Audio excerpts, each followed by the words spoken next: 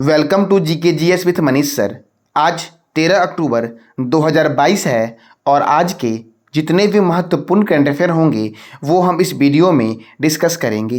तो आइए शुरू करते हैं। आज का पहला प्रश्न, विश्व गठिया दिवस कब मनाया गया? तो विश्व गठिया दिवस मनाया गया 12 अक्टूबर को और पहली बार यह 1996 में मनाया गया था। अब इस महीने में कौन कौन से महत्वपूर्ण दिवस मनाए गए? तो अंतर्राष्ट्रीय वृद्धजन दिवस 1 अक्टूबर, विश्व शाकाहारी दिवस 1 अक्टूबर, अंतर्राष्ट्रीय कॉफी दिवस 1 अक्टूबर, विश्व कृषि पशु दिवस 2 अक्टूबर, अंतर्राष्ट्रीय अहिंसा दिवस 2 अक्टूबर, विश्व पर्यावास दिवस 3 अक्टूबर, विश्व अंतरिक्ष सप्ताह 4 से 10 अक्टूबर, विश्व पशु दिवस 4 अक्टूबर को मनाया गया। अंतर्राष्ट्रीय शिक्षक दिवस 5 अक्टूबर, विश्व सेरेबल पॉलिसी दिवस 6 अक्टूबर, विश्व कपास दिवस 7 अक्टूबर, विश्व मुस्कान दिवस 7 अक्टूबर, विश्व प्रवासी पक्षी दिवस 8 अक्टूबर और 14 मई को मनाया गया। यानी कि यह वर्ष में 2 बार मनाया जाता है। भारतीय वायुसेना दिवस 8 अक्टूबर। विश्व डाक दिवस कब मनाया गया? तो 9 अक्टूबर को मनाया गया। भारतीय विदेशी सेवा दिवस 9 अक्टूबर, विश्व मानसिक स्वास्थ्य दिवस 10 अक्टूबर, अंतर्राष्ट्रीय बालिका दिवस 10 अक्टूबर और विश्व गठिया दिवस 12 अक्टूबर को मनाया गया। विश्व गठिया दिवस। अब अगला प्रश्न आपका है, हाल ही में भारत के मुख्य न्यायाधीश उदय उमेश ललित ने 50वें मुख्य न्यायाधीश के रूप में किसके नामों की सिफारिश की है? तो DY चंद्रचूड़ के नामों की सिफारिश की है। यानी कि भारत के 50वें मुख्य न्यायाधीश जो बनेंगे वो बनेंगे DY चंद्रचूड़। भारत के 49वें न्यायाधीश उदय उमेश ललित 8 नवंबर 2022 को रिटायर हो रहे हैं। संविधान के भाग 5 में अनुच्छेद 124 से 147 तक सर्वोच्च न्यायालय से संबंधित प्रावधान किए गए हैं। अनुच्छेद 124 में क्या है? तो सर्वोच्च न्यायालय की स्थापना एवं गठन संबंधित प्रावधान। अनुच्छेद 126 में क्या है? तो कार्यकारी मुख्य न्यायाधीश की नियुक्ति। और अनुच्छेद 129 में क्या है? तो उच्चतम न्यायालय को अभिलेख न्यायालय घोषित किया गया है। क्या घोषित किया गया है? तो उच्चतम न्यायालय को अभिलेख न्यायालय घोषित किया गया है। सर्वोच्च न्यायालय में मुख्य न्यायाधीश संख्या कितनी हो सकती है? तो सर्वोच्च न्यायालय में मुख्य न्यायाधीश की संख्या जो हो सकती है, अन्य न्यायाधीश मिला करके एक मुख्य न्यायाधीश होंगे और सब अन्य न्यायाधीश होंगे, वो कितने होंगे? 34 होंगे। उच्चतम न्यायालय के न्यायाधीशों के वेतन का निर्धारण संसद करेगा। सर्वोच्च न्यायालय के न्यायाधीशों की सेवानिवृत्ति की आयु कितनी होगी? 65 वर्ष होगी। और भारत के प्रथम मुख्य न्यायाधीश जो बने थे वह बने थे हीरालाल जे कानिया। अगला प्रश्न है आपका, हाल ही में केंद्रीय गृह मंत्री अमित शाह ने लोकनायक जयप्रकाश नारायण की 14 फीट ऊंची प्रतिमा का अनावरण जो किया है वह किस राज्य में किया है? तो 14 फीट ऊंची प्रतिमा का अनावरण जो किया गया है वो किया गया है बिहार राज्य में। जयप्रकाश नारायण का जन्म हुआ था बिहार में ही हुआ था। बिहार में कब हुआ था? तो 11 अक्टूबर 1902 को इनका जन्म बिहार में सीता बदारिया गांव में हुआ था। ठीक है। जयप्रकाश नारायण को मरणोपरांत 1999 में भारत रत्न से सम्मानित किया गया था। भारत रत्न भारत का सर्वोच्च सम्मान है और यह सबसे पहले डॉक्टर सर्वपल्ली राधाकृष्णन को दिया गया था। ठीक है। और लास्ट में किसको दिया गया? 2019 में। 2019 के बाद अभी तक घोषणा नहीं हुआ है, तो 2019 में दिया गया 3 व्यक्ति को। नानाजी देशमुख, भूपेन हजारिका को दिया गया और प्रणब मुखर्जी को दिया गया। नानाजी देशमुख जो थे वो महाराष्ट्र के हैं, प्रणब मुखर्जी असम के संगीतज्ञ हैं। प्रणब मुखर्जी बोल रहा हूँ, प्रणब मुखर्जी जो आपके हैं वो बंगाल के हैं, पश्चिम बंगाल के हैं और ये राजनेता हैं। और ये भूपेन हजारिका जो आपके हैं वो असम के हैं और वो संगीतज्ञ हैं। भूपेन हजारिका के नाम पे एक सेतु भी है जो भारत का सबसे लंबा सड़क सेतु है, भूपेन हजारिका सेतु, जो असम को अरुणाचल प्रदेश से जोड़ती है और यह ब्रह्मपुत्र की सहायक नदी लोहित पर बनी है। अच्छा, ब्रह्मपुत्र रिवर निकलती कहाँ से है? ब्रह्मपुत्र रिवर जो है आपका तिब्बत के एक झील से निकलती है। तो आपको बताना है कमेंट बॉक्स में कि ब्रह्मपुत्र नदी कहाँ से निकलती है और ब्रह्मपुत्र नदी को तिब्बत में किस नाम से जानते हैं तथा बांग्लादेश में इसे किस नाम से जानते हैं और यह गिरती कहाँ है, मतलब इसका मुहाना कहाँ है और उद्गम स्थान कहाँ है, आपको बताना है कमेंट बॉक्स में। अब बिहार में किया गया है इनके प्रतिमा का अनावरण।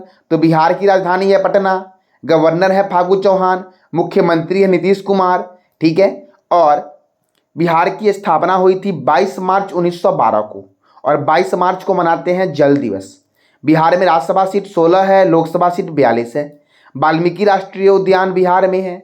गौतम बुद्ध वन्यजीव अभ्यारण्य, कैमूर वन्यजीव अभ्यारण्य और पंत वन्यजीव अभ्यारण्य जो आपका है ये कहाँ पर है, तो बिहार में है।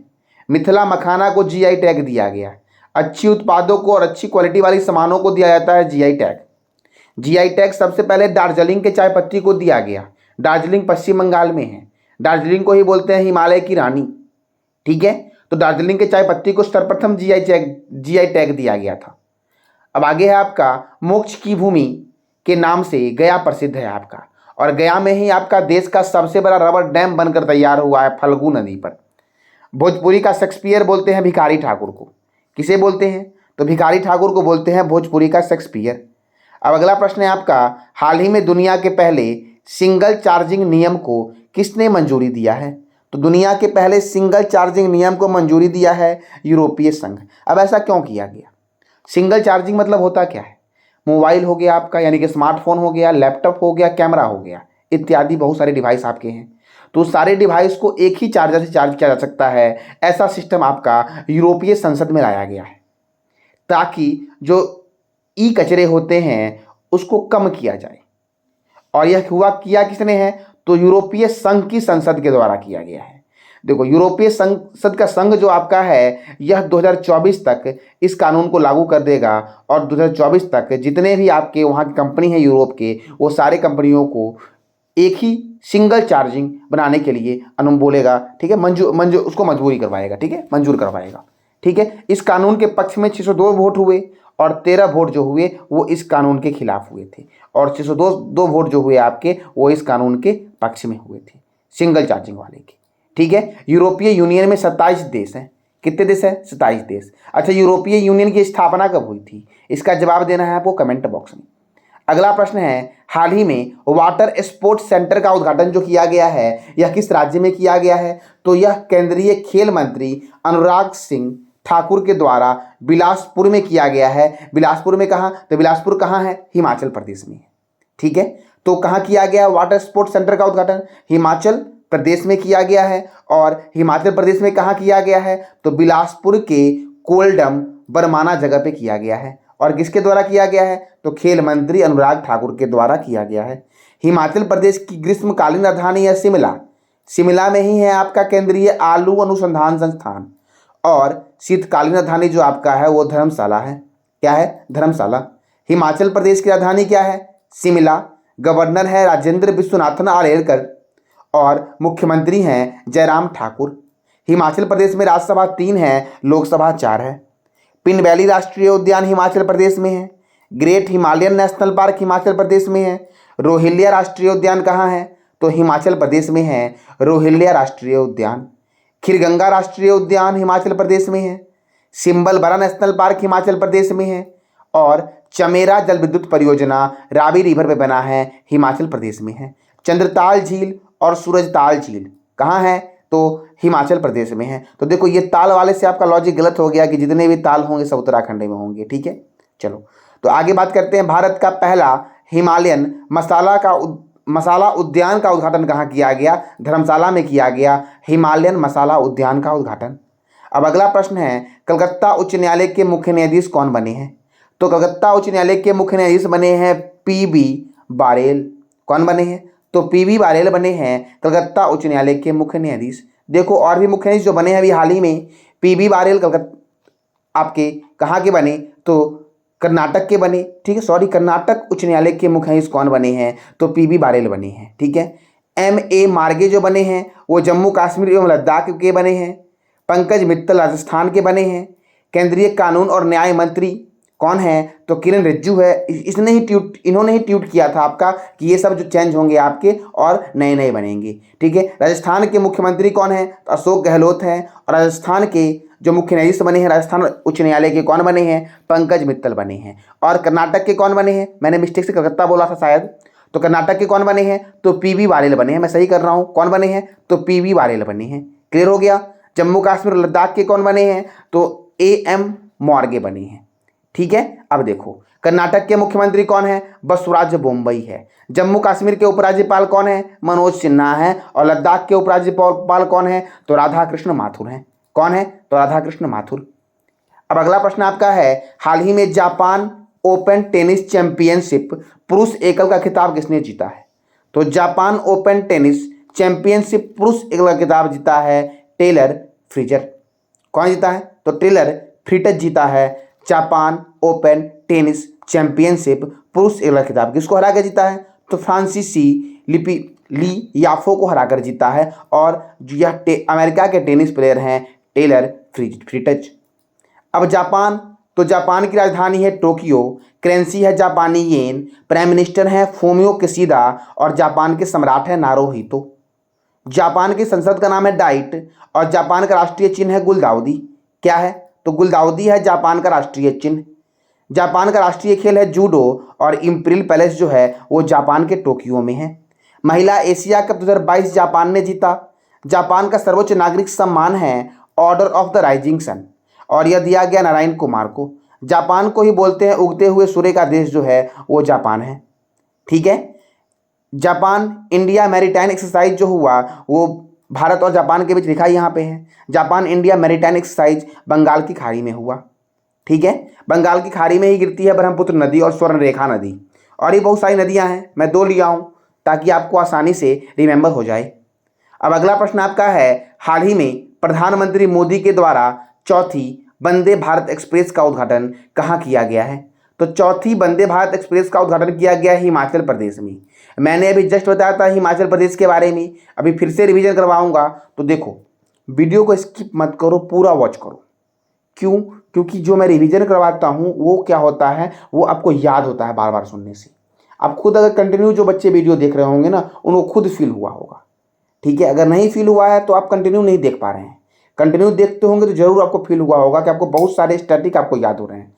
तो करेंट अफेयर मैं इसमें 8 ही बताता हूँ और एक्स्ट्रा जो बैक डे में हुआ है वो मैं रिवीजन करवाता हूँ अगर उस टॉपिक से आता है तो। आपका यहाँ पे करीबन 75% जो आपका है वो स्टैटिक ही है यहाँ पे।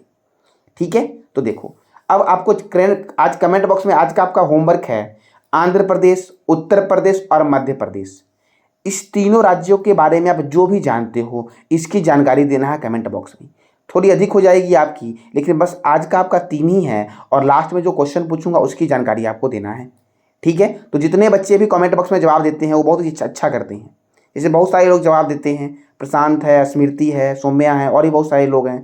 किसी किसी का नाम, बहुत सारे लोग का नाम मैं छोड़ भी दे पाता हूँ, सबका नाम याद नहीं रहता। ठीक है। लेकिन मैं सारे बच्चे के कमेंट का रिप्लाई जरूर देता हूँ। अगर किसी का गलती होता है तो मैं कोशिश करता हूँ सही भी करवा दूँ। ठीक है। तो जो भी समस्या आपका है आप पूछा करो मेरे से। ठीक है। टेलीग्राम पे भी मुझे मैसेज कर सकते हो, व्हाट्सअप भी कर सकते हो मुझे। ठीक है। चलो, व्हाट्सअप ग्रुप है वहाँ ज्वाइन कर लेना। ठीक है। वहाँ से नंबर ही मेरा मिल जाएगा आपको, तो मुझे आप पर्सनल कोई भी समस्या हो तो आप पूछ सकते हो। कहीं डाउट भी होता होगा या मैं कहीं स्पीड में गलती बोल देता हूँ या मिस्टेक हो जाता है तो वो भी आप कंफर्म कर सकते हो कि वहाँ पे क्या होगा। ठीक है। किसी भी तरह की समस्या आपको हो आप बिल्कुल पूछ सकते हो, चाहे आज मेरा 1K है तो भी और 1M होगा तो भी मैं आपके कमेंट का जवाब हर हाल में दूंगा। ठीक है। पूरी कोशिश करूंगा कि आपके हर क्वेश्चन को मैं सॉल्व करूं जितना मेरे से हो सके। ठीक है। चलो, तो 13 दिसंबर 2022 को हिमाचल प्रदेश के ऊना जिले में इसका उद्घाटन किया गया। ठीक है। देखो, यह ट्रेन जो आपका है दिल्ली और हिमाचल प्रदेश के बीच चली है। पहली वंदे भारत एक्सप्रेस 15 फरवरी 2019 को वाराणसी से दिल्ली तक चली थी।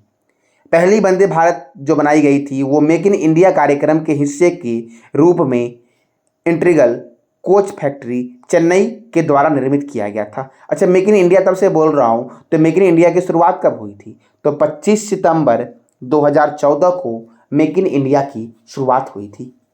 अब मैंने कल आपसे क्वेश्चन पूछा था कि हाल ही में किस राज्य सरकार ने ट्रेन की चपेट में आने वाले हाथियों की मौत को रोकने के लिए हैंगिंग सोलर फेसिंग लगाने की घोषणा की है? तो ओडिशा ने की है। किसने की है? तो ओडिशा ने की है। बाकी ये स्टैटिक आपका है, PDF मिलेगा, आप ये नोट को रिवीजन कर लेना।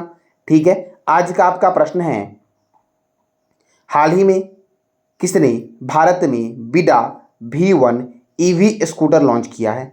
इसका जवाब देना है आपको कमेंट बॉक्स में कि विडा V1 EV स्कूटर किसने लॉन्च किया है। और आपका 3 जो वर्ग दिया हूं मैं आपको वो आपको बताने हैं। एक स्मृति कुमारी है जिसका जवाब काफ़ी अच्छा होता है कमेंट बॉक्स में। ठीक है, तो आप ऐसे ही कोशिश करते रहो और आगे बढ़ते रहो। जितना कोशिश करोगे उतना आगे बढ़ोगे। ठीक है, जितना पढ़ोगे उतना प्रॉब्लम होगा, और नहीं पढ़ोगे तो कोई प्रॉब्लम ही आपको नहीं होगा। ठीक है, तो अच्छे से पढ़ाई पे फोकस करो। आप जिस चीज़ की भी तैयारी करते हो, एसएससी करते हो, बैंक करते हो, सीटीएसएल करते हो, बीपीएससी करते हो, बिहार दरोगा करते हो, यूपीएससी करते हो, तो सबका एक टारगेट बनाओ। उस टारगेट के हिसाब से उस एग्ज़ाम में क्या आते हैं ना, उस एग्ज़ाम के अनुसार पढ़ो आप। ऐसा नहीं केवल जीके जीएससी पढ़ रहे हैं, मैथ छोड़ रहे हैं, रीजनिंग छोड़ रहे हैं, अंग्रेजी छोड़ रहे हैं, सारे सब्जेक्ट को कवर करो, तभी आपका रिजल्ट आएगा। ठीक है, खाली केवल मैं बोलूँ जीके पढ़ने के, इसमें आपका रिजल्ट नहीं आने वाला है। इसमें केवल आपका बीपीएससी का रिजल्ट आ सकता है, दरोगा का रिजल्ट आ सकता है, लेकिन एसएससी का रिजल्ट आपका नहीं आएगा, बैंक का नहीं आएगा आपका। बैंक में जीके नहीं आता, बीके बैंक के मेंस में जी आता है आपका। वो भी स्टैटिक प्रश्न होते हैं, इकोनॉमिक्स से प्रश्न होते हैं, बैंकिंग वाला कुछ प्रश्न होता है आपका, कंप्यूटर से प्रश्न होते हैं आपके। ठीक है, तो जिसका जो टारगेट है वो टारगेट को अचीव करो आप, ना कि केवल जीके ही पढ़ रहे हैं, बैठ के पढ़े जा रहे हैं, ऐसा नहीं करना है। ठीक है, जो टारगेट है, एक टारगेट बनाओ कि हमको ये चाहिए। ठीक है, उस हिसाब से आप काम करो। ठीक है, तो ये था आज का आपका करंट अफेयर। जानकारी अच्छी लगी हो तो लाइक करें, शेयर करें और सब्सक्राइब करें। धन्यवाद।